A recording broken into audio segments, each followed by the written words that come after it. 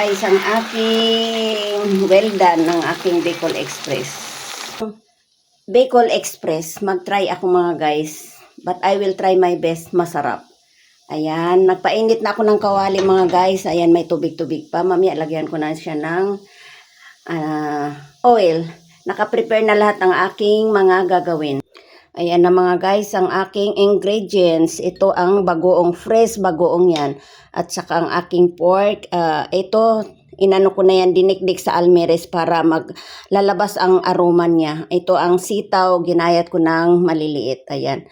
Let's go na tayo sa aking kalan mga guys. Tingnan natin ang aking kawali. Ayan mga guys, mainit ang aking kawali. Lalagyan natin siya ng oil. Ayan. Start na ako ha. Ano na natin ang ating dinikdik na aroma. Ayan. Ihulog na rin natin ang ating onion. Ayan. Mamaya na ito guys pang ayan. Pang paganda sa ibabaw. Ayan. Fry na natin siya mga guys. Wow! Ang anghang. Ang bango na. Bango na siya mga guys. Yung niya, ang anghang. Naanapin ang konti ang apoy yung masyadong malakas. Ayan. Ayan. Fry natin ng konti mga guys. Laglag natin ang ating fresh bagoong. Ayan mga guys, ready na siya. Laglag na natin ang ating fresh bagoong. Lagay na natin. Ayan ang ating fresh bagoong mga guys. Konti lang kasi ayoko nang maalat. Ayan. Fresh ang binili ko kasi ayoko yung nagisa na kasi may yun. Ayan. Wow. Sarap ng amoy mga guys. Mangga na lang kulang. Maanghang. Naaamoy ko. Grabe anghang mga guys. Ayan guys, ilalagay ko ng ating sitaw. Ayan. Kasi yung ating pork, na siya, malambot na yun. Ayan. Looks yummy mga guys. Like, diba? Diba?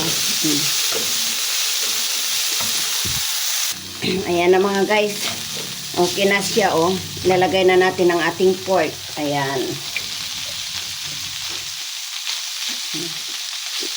Ayan. Ang ating pork. Ito ang Bicol Express. Sobrang anghang guys. Sa pa lang, amoy pa lang, sobrang anghang.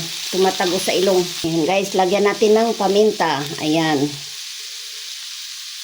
Ginisa mix mga guys. Ayan. Tira ko lang to kaya. Ayan, marami pa yan siya. Ayan. Ayan, mix na natin mga guys. Lagyan ko na siya ng ginisa mix.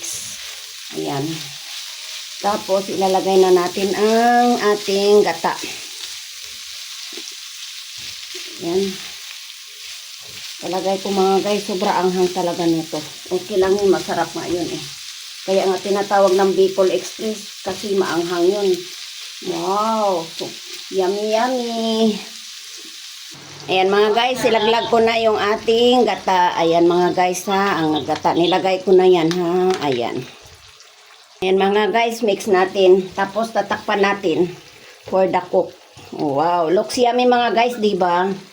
Ayan, simple lang pala ang magawa nito, Ayan. Ayan, mga guys, ilagay na natin ang ating pampalasa. Ayan, pang lang yan, pang paganda sa ibabaw. Ayan mga guys, ready to eat na yan. Pero anuhin natin ang gata para magmantika siya. Ayan. Tatakpan muna natin para maluto na. Ayan mga guys, takpan ko muna ha. Mga 2 minutes lang yan. Wow, ayan na mga guys, Wow, yummy yummy na mga guys, Ayan.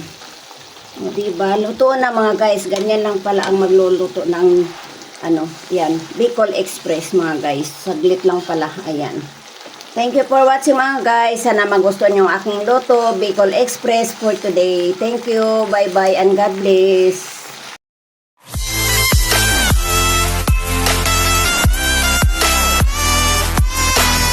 Like, share, and subscribe and hit the bell icon.